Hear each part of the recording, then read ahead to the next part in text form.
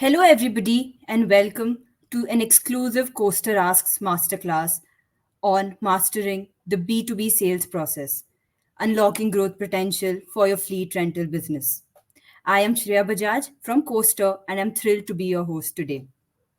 But first, what is CoastrAsks? CoastrAsks is a journey into the what, why, and how of the mobility industry. Here we explore trends, gather responses, and share insights from the best of the minds in the industry to make the world of mobility simple and efficient. Operators in the fleet business have traditionally focused on selling to individual customers. However, as the industry transitions, albeit gradually, from an ownership to a subscription model, operators will find themselves more often selling to businesses. In order to maximize our chances of success in the B2B space, we must follow a clear strategy for each sales opportunity. The B2B sales process is akin to mastering a complex puzzle. It requires finesse, strategy, and a deep understanding of your customers' needs. In this journey, every piece placed carefully brings you closer to unlocking exponential growth for your business. In today's discussion, we are here to do just that.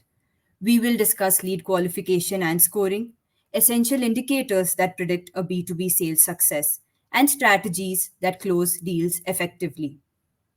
So let's dive right in and unravel the art of B2B sales.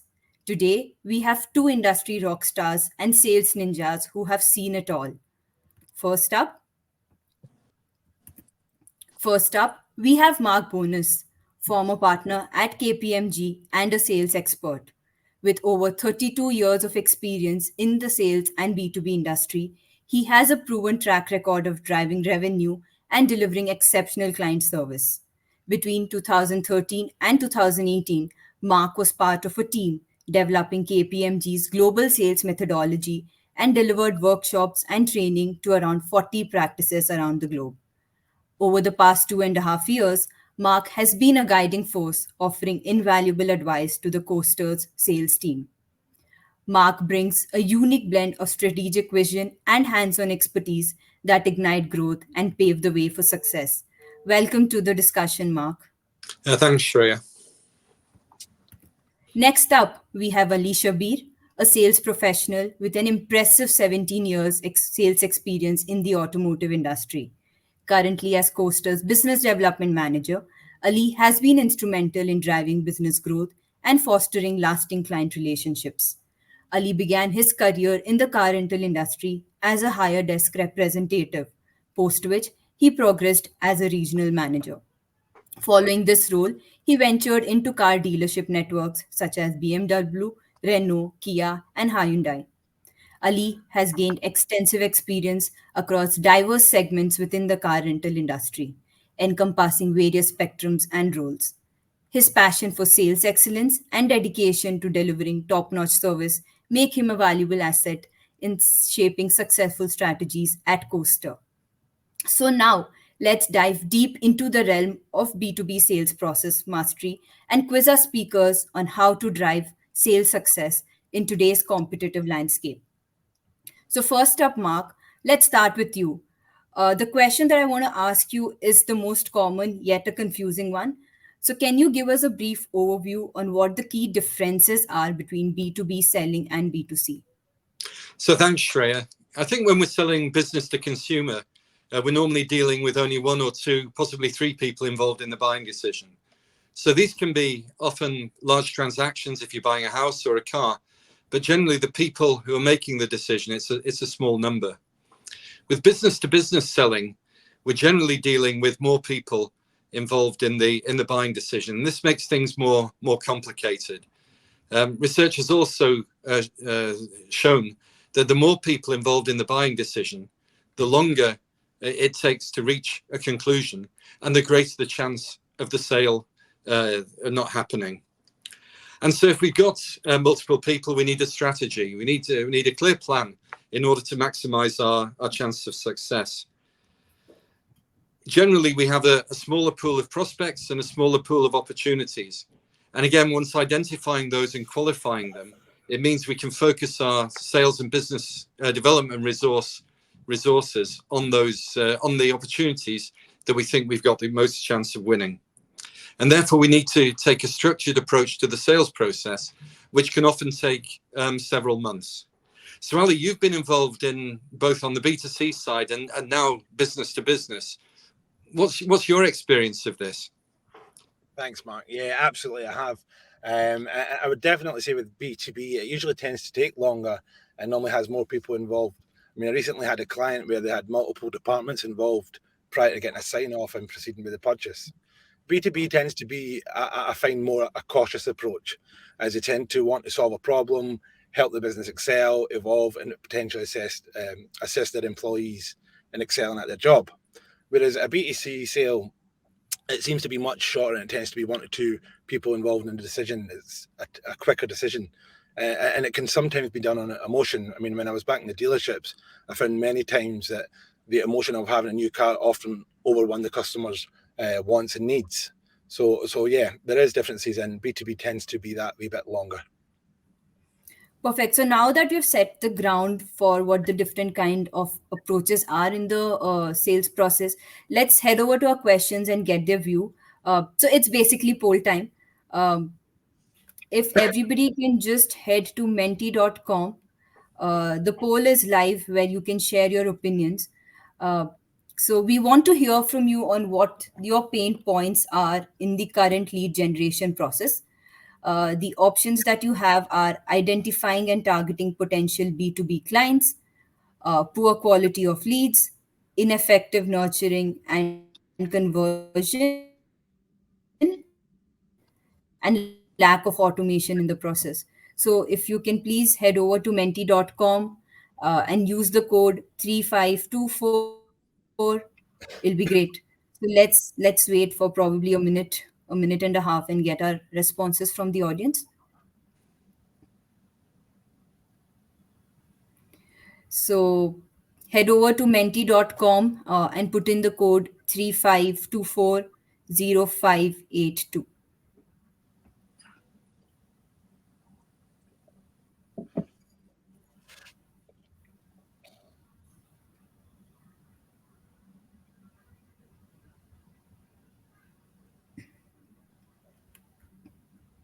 So we're seeing some responses come in.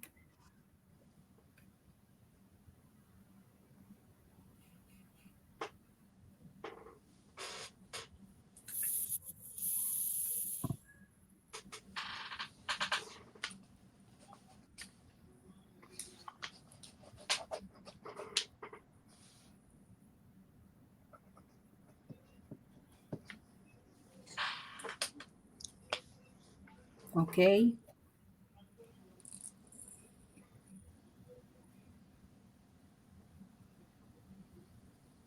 Let's probably wait for another 30 seconds.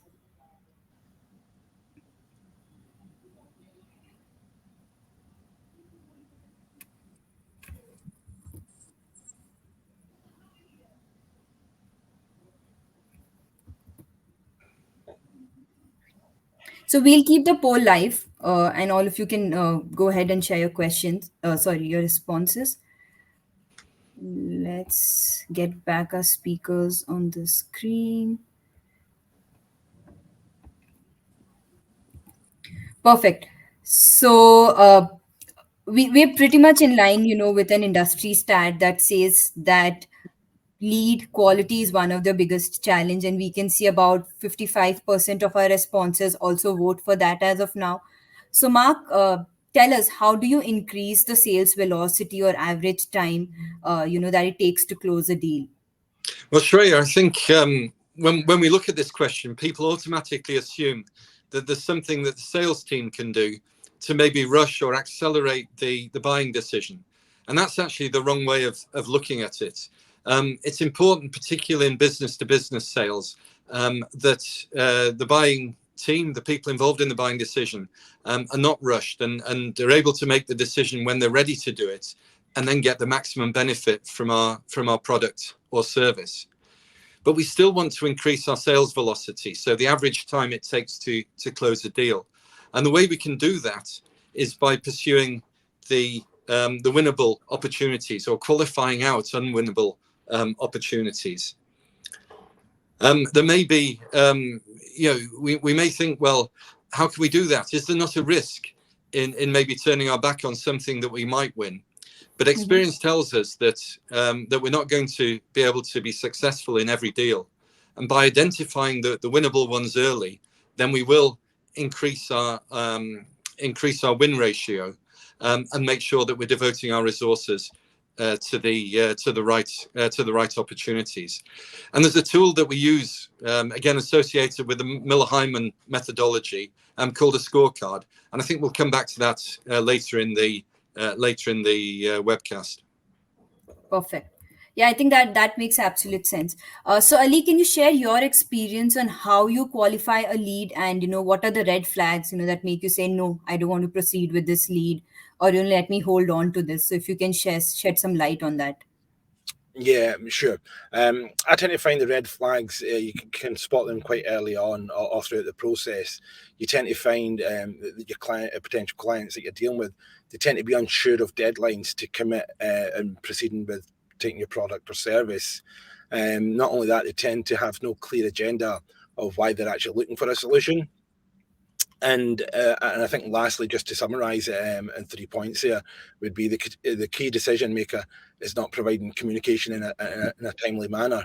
You tend to find when the communication isn't getting returned back within a kind of a respectful, timely manner, that usually tends to be a red flag. Got it. So then this question's obviously to the two of you. How do you then decide which opportunities you want to pursue after, doing your bit of qualification and, identifying the green and the red flags? So how do you decide the opportunities you want to pursue and go ahead with? Well, I think the first one is we'll take an objective view of this. And is it really winnable? Is it something that we believe we can close? Does the clients have a need for the product or service that we're trying to sell? So in our case, are they looking for operational software, a management system for their fleet? Is this something that they need? Do they want to automate their processes? And so, as Ali said, do they have a clear timeline as to when they'd like to do this? Do they have the budget available? And are we getting do we have good relationships with the key decision makers, and are we getting proper communication from them? And if that's the case, then I think we can go ahead. Now, clearly, we might not have all of this information at the start of the pursuit, but if we know that we've got 3 or 4 months before the decision making, before the decision is going to be made, then do we have a chance to improve our position during that 3 or 4 month process or period? Will we have access to the decision makers during that time? Will they communicate and be honest and upfront with us in the information that they give? Or are they stringing us along? Maybe they're just looking for another bid because they've already decided who they're going to go with, but they need to run a tender. So these are the kinds of factors that we'd consider when we were deciding whether or not to pursue an opportunity. Ali, what's your view on that? Thanks, Mark. I think it really echoes exactly what you've said. And again, I think is it the right product fit for the business? Because sometimes if you're dealing with B2B, they come into a product and they're actually quite unsure what they want. And have they got an agenda and are they open to discuss the requirements? And I think as well, another thing that's quite important is they're willing to accept the change and willing to adopt new processes in line with the new solution that they're taking on. Yeah, I mean, I think that's a key point, because again, if we're dealing with multiple people involved in the buying decision, each of those individuals may have a different approach to the change that's going to be caused by going with our software or buying our products or other products or service. Clearly, a software implementation is going to cause a certain amount of disruption. And the individual who's making the key decision-making person may not be the one who is going to get the biggest benefit from using the software.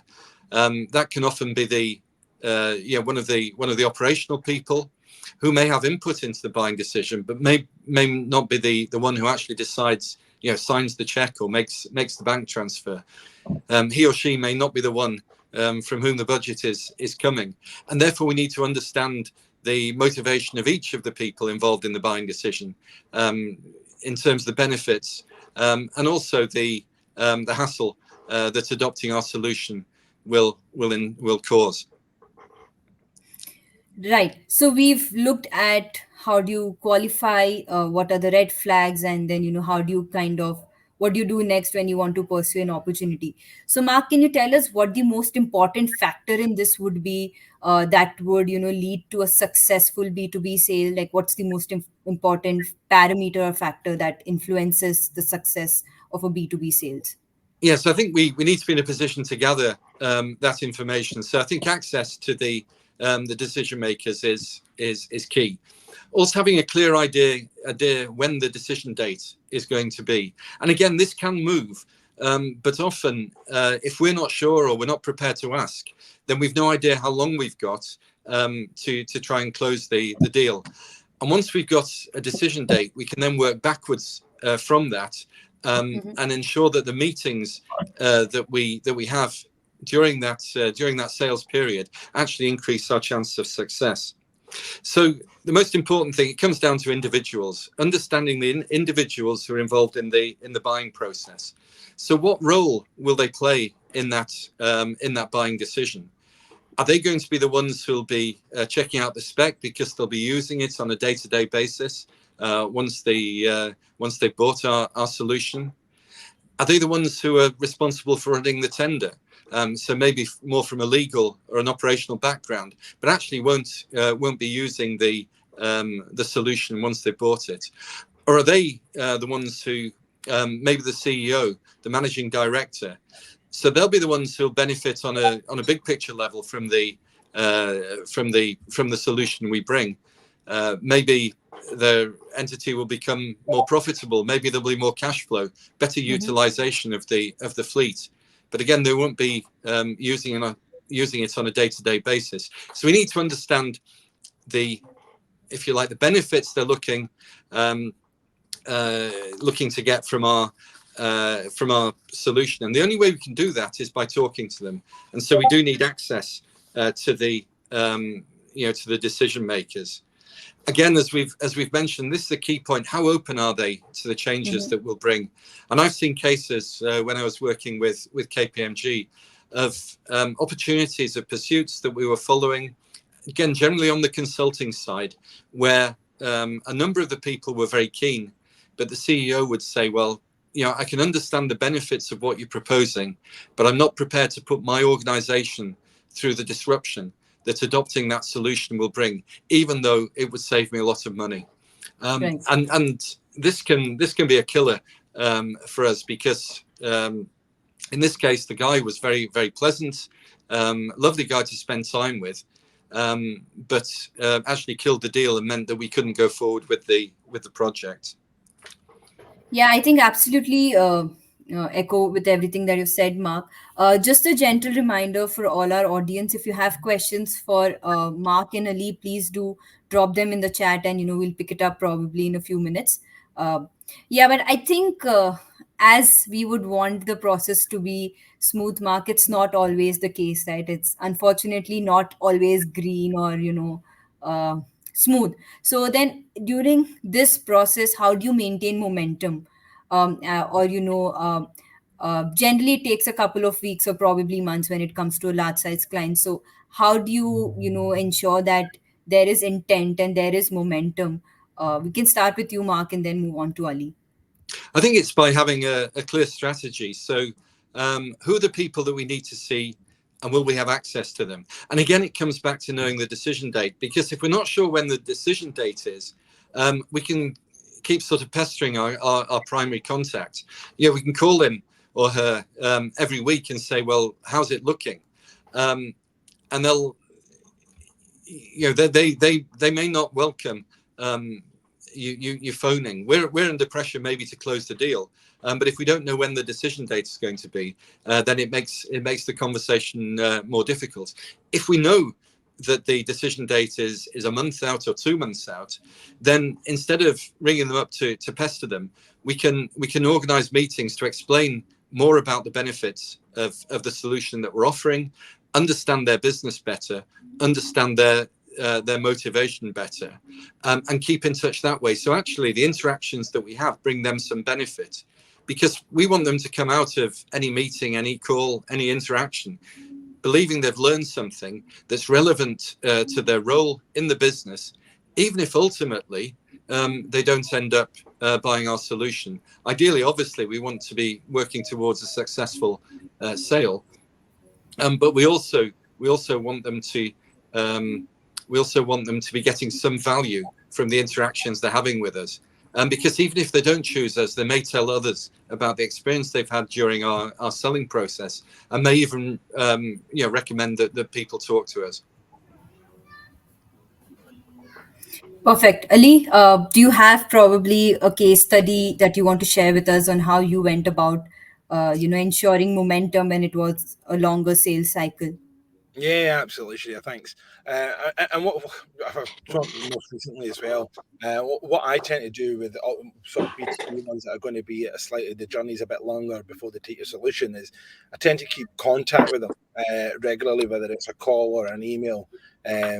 Not only that, I'll update them if it's a solution. I mean, our solution, certainly, there's constant new product releases and our platform's constantly evolving. So, and the sales cycle might be, between 6 and 12 weeks, but in between that, we could have almost 100 new products coming out. So I'll go back and arrange meetings, and while we're waiting on sort of key decision makers coming on board, or try to get second meetings, what I'll tend to do is update them with all the regular stuff we've got, giving them additional demonstrations of a platform.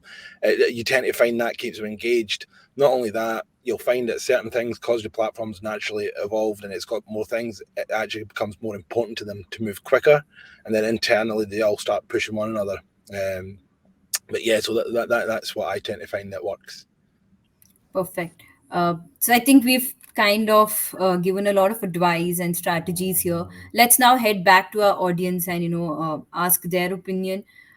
If everybody can get back to menti.com and use the code 35240582 and just answer this next question on what is the top factor that affects your win rate in B2B sales. I can already see a few responses, but it'll be great to get more. I'll repeat again. The code is 35240582. If you could go and answer the question, which is the top factor that affects your win rate in B2B sales?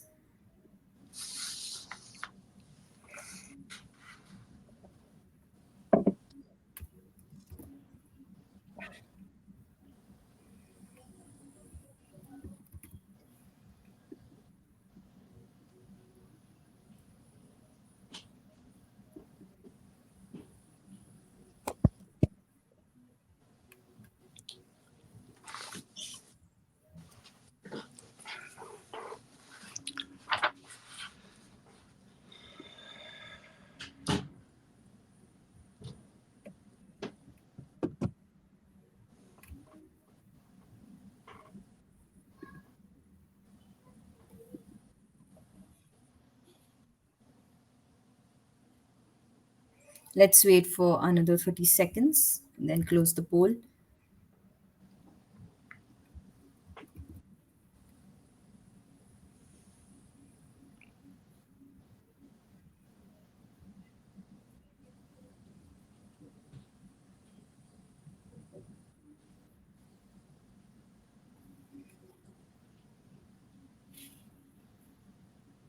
So from the results that we're getting, about 60% of the respondents says that alignment to business objectives uh, is one of the biggest factor that affects the success rate. Also, deep understanding of their organization value and what they're expecting from a software. Okay, great. Let's head back and bring the speakers on the screen. Cool. So this is the last question. Again, a gentle reminder to the audience to share, ask their questions in the comment section. So Ali and Lee, we've asked the audience. Now let's ask you on what the three indicators or factors, in your opinion, are essential that will determine the success of a B2B sales. Yeah, and I think this is very similar to what's come through in the poll. So the customer has a clear need for the product or service that we're offering. What we're offering is going to make a tangible difference to their, if you like, their professional career, and also ideally make their lives easier. We also need to be sure that there is a budget available, and then that budget is in line with the cost of of what we're offering, and then also that we can demonstrate the value of what we're offering. Ideally, show them how they'll either save money or grow their business or reduce cost because of the efficiencies that we can offer. Again, relationships are always key. Key relationships with the people who are making the buying decision, but they'd be the most important factors for me. Ali, is that similar with you? Yeah, definitely. I mean, the customers are quite open that our solution meets their demands and needs as well. And the key buying influencers believe that a smooth transition can be possible with us moving to any other solution, whether it be now or further down the line. And the customers are quite open in discussing their budgets and discussing commercials. And I think that's usually always key indicators that the sale will be successful. Perfect. So thank you for your valuable insights, Mark and Ali. We do have a few pre-submitted questions and let's start with them. I can see 2 questions from your audience as well, which we'll pick up later. So again, audience, if you have any questions, please do send them in the chat box and we'll pick it up. So the first question that we got as a pre-submit question is, can you briefly describe, the scoring methodology? What are the parameters that you need to score your potential lead against? Yeah, so this is based on Mil Hyman's methodology. I think it's in the strategic selling book, which we used at KPMG. And there we had a list of 20 questions, 20 assertions that we considered important to indicate whether we're going to be successful in a sale. Again, it comes down to relationships, it comes down to budget, it comes down to meeting the needs, and to each of these assertions, you'd assign a score of between 1 and 9, and come up with a total of 100. Now, you'd start at the qualification stage, you complete the scorecard. If you had a score of only 15 or 20, it doesn't necessarily mean you'd qualify out the opportunity. You'd say, well, we know that the decision date is 3 or 4 months away. Let's see what we can do to increase the score during that period. And this is why it's a useful tool for momentum, because you could say, well, over the course of the next month, during the meetings that we have with the customer, we're going to aim to increase our score by 20 points. And we'll look at these assertions. And if after a month, the score is still at 15 or 20, and you're not making any progress, that will cause you to think, is it really winnable? Do we have an opportunity here? If we're making progress after that first month and our score is now 40, 45, we'll say, well, what's the actions we can take? What information do we need to increase that score to 60 or 65? And if we do that during the course of the process, if we can get towards 80 or 85 at the time of the decision date, then we know we've got a good chance of success. And so I'd say the scorecard for many organizations is the most important tool in this process. Now, Ali, you've used the scorecard during the last 6 months or so. What would you have to say about it? Yeah, definitely. It gives you an agenda with the client as well. With the 20 questions or how many questions you have on your one, that's every time a question is answered, that's you moving forward further in the stage. And if you can't get past any of those questions, right, well, either strategy needs to change or we're not speaking to the right people. And it also gives you, objectives and aims to work towards. The more that you kind of unlock, the greater chance that you'll have. And then it's a tier scoring system.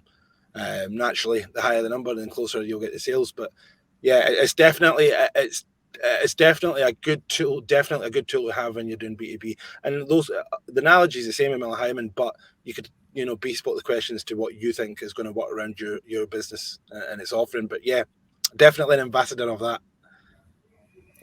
Perfect. So the next question is that budget always is a constraint for most businesses. When is the right time to, pick that topic? Is it like your first conversation, or is it, when you kind of progress a bit and, try to understand about the objectives and, what they're looking at software? When do you touch the budget nerve is possibly the next question that, we would love for you to answer. It's never the right time. Well, the theory is, so Ali, the practitioner who's out there doing this every day, the theory would say, the sooner the better. But we know that salespeople will find this difficult because, are they prepared to share that with us? And I think it's a reasonable question to ask. We need to be confident that the solution that we're offering offers great value for money. And I think sometimes we may be afraid to talk about the budget because it may seem in dollar or pounds terms to be a relatively large amount. But we need, as long as we can articulate and explain the benefit that's going to come from it, then I think we can have more courage in raising this issue at the start. And it's not just about maximizing, trying to sell what we've got for as much as possible. But I think if we're clearly, a factor of 2 or 3 times more expensive than the company are looking to spend, then it's not worth really going any further. And we have to find a way out. But Ali, the theory is one thing. In practice, it's a lot more difficult, isn't it? Well, on that budget one, your customer, everybody, when they're saying just looking, they are just looking to buy your product or a solution. And I find if you've done an excellent qualification call and you've demonstrated the value in the product, the customers will automatically, 9 times out of 10, will ask you about the price. So the minute that you tend to find that the client sees value in your product, that the conversation will automatically go towards budget. And a lot of it can be done by the customer. Mark, you probably agree with that. Yes, yeah. And if you have explained the value and they see the value, then the price becomes a matter for negotiation rather than a deal breaker. Yeah. Great. The next question that we have is, are there any particular tools or technologies that you find very useful in optimizing the sales process? Yeah, I definitely find certainly a good CRM system. That, you can see everything from all the stages to pre-qualification, qualification, demonstration, whatever it may be, and it gives you automation of touch points with certain customers. So yeah, I definitely think one of the tools that you kind of will help you keep in touch and help you kind of move it along. Again, it's a bit like the Miller Hyman analogy is probably like an analog version of what a CRM is. So a CRM is in essence that, but it's definitely a great thing, and you can have it set up to set you reminders, to automate it. It depends what CRM you use, and have a bit of automation there. So yeah, it's like having a personal assistant. Perfect. Mark, do you have any views on this? Yeah, I think CRM is important as long as the sales force is disciplined. I implemented a CRM system again at KPMG, and it was, some of the people involved in actually selling our services used it well, and others didn't. So there was an element of naming and shaming as to whether they were using it or not. And Ali seems to be very good in this regard. Again, Miller Hyman, there's a couple of other tools to map the strategy. And then I think the other thing is a good meeting planner. Which again may not take very long, but before you go into a meeting, just think through, what impression are we trying to give? What do we want the person to remember? What's the person that we're meeting with looking to get out of this meeting and the value that we can add? What's the questions we want to ask, and what's the key information that we want to find out? So I think being prepared before every meeting or call is also important. So a good meeting planner, which is very easy to put together, that would be another tool that I found very useful over the years. Great. So let's just take a last question in the interest of time. How do you ensure customer satisfaction and retention during the whole process and once you make a sale? So I think, again, this was something we looked at before. Selling to the right people is also important. So are we sure that the company that we're selling to really understands the benefits of the solution we're selling?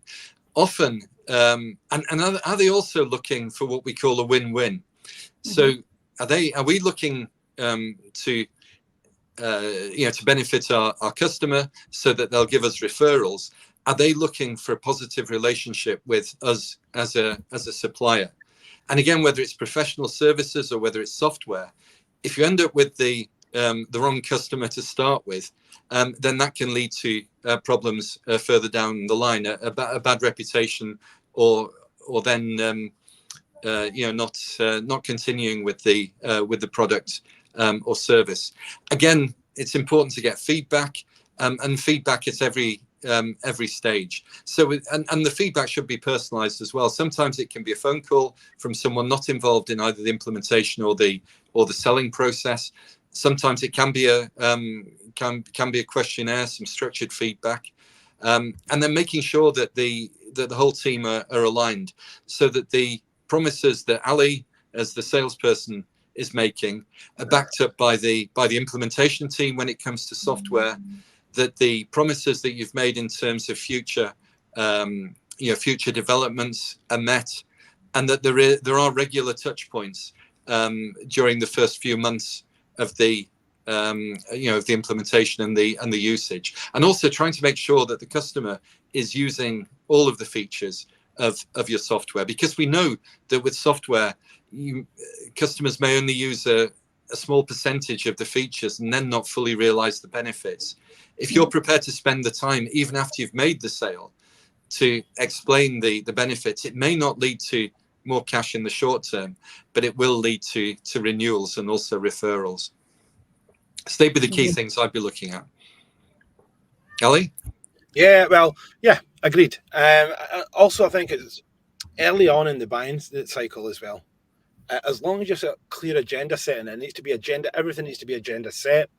So the customer knows, and SLAs are given at the point of contracting, so they know what to expect. And too many times it happens within several where I've worked in organizations where the customers, if you want, can get needy. But if you've got SLAs set and you have clear agendas, or stuff that they've asked for is on the roadmap, but things like that, and then the customer knows, you don't get an upset customer if the customer tends to see that, and they know where they stand with that. So they're quite graceful when they do get involvement. So yeah, I would say that's definitely, it's all about the agenda setting and the customer knowing where they stand. And also the relationship that you build with the customer, because things are going to go wrong, whether it's selling software, whether it's professional services. We can't control everything. There may be things that are outside our control, and if you have a good relationship with the customer, they may cut you a bit of slack when those things happen. I think as well, within an organization, in professional services, often the people making the sale are the ones who will also be responsible for the implementation or the delivery of the service. In many other organizations, the sales force won't be involved necessarily as much in the delivery or the implementation, and therefore you need a seamless relationship, a seamless messaging between the salespeople and the implementation team, and there has to be trust.